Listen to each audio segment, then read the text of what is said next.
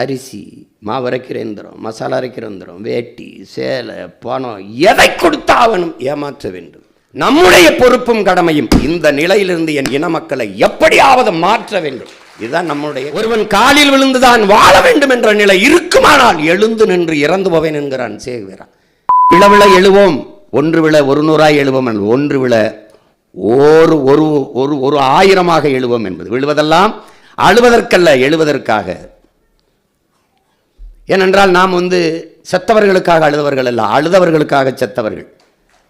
அதை நீங்கள் கவனத்தில் வச்சுக்கணும். நம் முன்னவர்கள் ஏற்ற கோட்பாடு என்பது சாதாரணமான மரபில் நீ வரல, உன் பரம்பரையிலே உன் வீர மரபினன் நீ அதனால கவனிச்சுக்கணும். உன் மரபணுவிலே வீரம் இருக்கிறது. அதனால் அஞ்சுவதும் அடிபணிவதும் தமிழன் பரம்பரைக்கே கிடையாது என்ற முழக்கத்தை தலைவர் முன்வைக்கிறார்.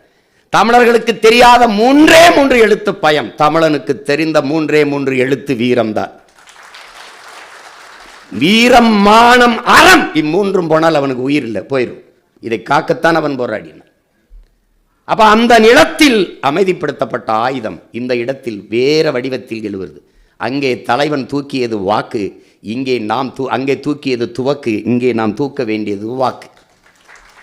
இங்கு அதிகாரத்தில் இருப்பவன் நம்முடைய வாக்கை வாங்கி அரசியல் வலிமை, அதிகார வலிமையை பெற்று நம்மை அடக்கி ஒடுக்கி ஆள்கிறான். இதுவரை இந்த நிலத்தில் இருந்த எல்லா தலைவருக்கும் தமிழர்களை ஆள வேண்டும் என்ற கனவு.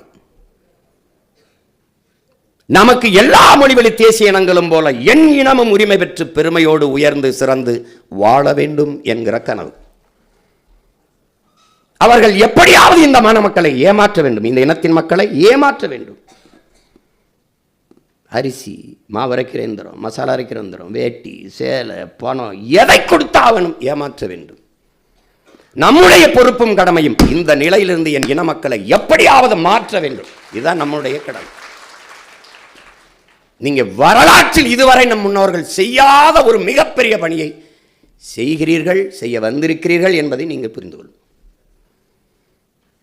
அப்ப அடிமைப்பட்டு கிடக்கிற ஒரு தேசிய இனம் கடைசியாக அதுக்கு இருக்கிற கருவி அரசியல் விடுதலை. தலைவன் முன்னெடுத்தது கருவி ஏந்திய புரட்சி.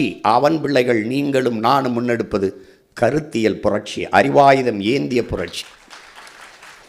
திரும்ப திரும்ப பதிவு செய்கிறேன், நம் இன முன்னோர்கள் எடுத்த வாளுக்கும் வேலுக்கும் தலைவன் தூக்கிய துவக்குக்கும் இந்த உலகத்தில் எல்லாரிடத்திலும் எதிராயுதம் இருந்தது.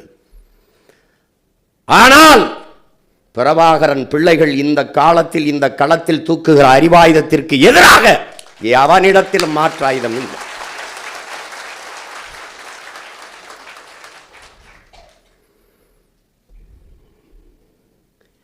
அதனால நீங்க திரும்பவும் சொல்ற வேட்பாளர்கள் அல்ல, ஒரு தேசிய விடுதலைக்கான அரசியல் புரட்சியாளர்கள். என் அன்பு பிள்ளைகளே, என் அருமை உடன் பிறந்தார்களே, பெரிதும் நான் மதிக்கக்கூடிய பெரியோர்களே, போர் என்பது ரத்தம் சிந்தும் அரசியல். அரசியல் என்பது ரத்தம் சிந்தாத போர். தலைவன் செய்தது ரத்தம் சிந்துகிற அரசியல். அவன் பிள்ளைகள் நாம் செய்வது ரத்தம் சிந்தாத போர், அரசியல் போர். இந்த போரிலே முன்கள வீரர்கள் தான் முன்னாடி அமர்ந்திருக்கிற என் அன்பு உடன் பிறந்தார்கள் ஒவ்வொருவர்.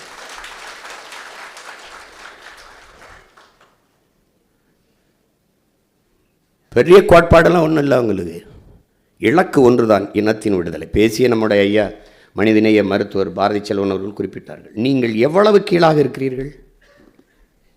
தன்மானத்திற்காக உயிரை விட்ட ஒரு இனத்தின் மக்களை தன்மானத்தை இழந்து கையேந்த வைக்கிறார். இப்படி கை ஏந்தும் போது பிச்சை இறந்தும் உயிர் வாழ்தல் வேண்டி பறந்து கெடுக உலக இயற்றியான்ங்கிறான் வள்ளுவ பெருமகனார். பிச்சை எடுத்து வாழ வச்சிருக்காங்க. உலகத்துக்கு சோறு போட்ட ஒரு இனத்தின் மக்களை சோறு வடித்த தண்ணீர் ஆறாக ஓடியதுங்கிறான். சிப்பியில் இருந்தான் முத்தெடுத்தான், கரும்பின் கணுக்கள் அந்த மொழியில இருந்து முத்தெடுத்தான், கண்ணல்ல இருந்து. கதிர்வேய்ந்த மங்களம் என்றால் கதிரை அடித்து விட்டு அது வைக்கோலை வைத்தே குறையை மேய்ந்தார்கள். இப்படி செழிப்புற்று மாண்போடு வாழ்ந்த ஒரு இனத்தின் மக்களை 1000-500க்கு அரிசி பருப்புக்கு வேட்டி சேலைக்கு கையேந்த வைத்திருப்பது, இதெல்லாம் சாதனை என்றால் கொடுமை. கரும்பை விளைய வச்சு கட்டுக்கட்டாக கொண்டாந்து சந்தையில் இறக்குனவுக்கே ஒரு முளை கரும்பு இலவசம் கொடுக்குறான்னா இது மாதிரி ஒரு மானங்கட்டதனம். இவன் விளைய வச்ச நெல்லை வீதியில் முளைக்க வச்சுக்கிட்டு இலவச அரிசி கொடுக்குறான் பொங்கலுக்குன்னா இது மாதிரி ஒரு கேடுகட்ட நிலை. எப்படி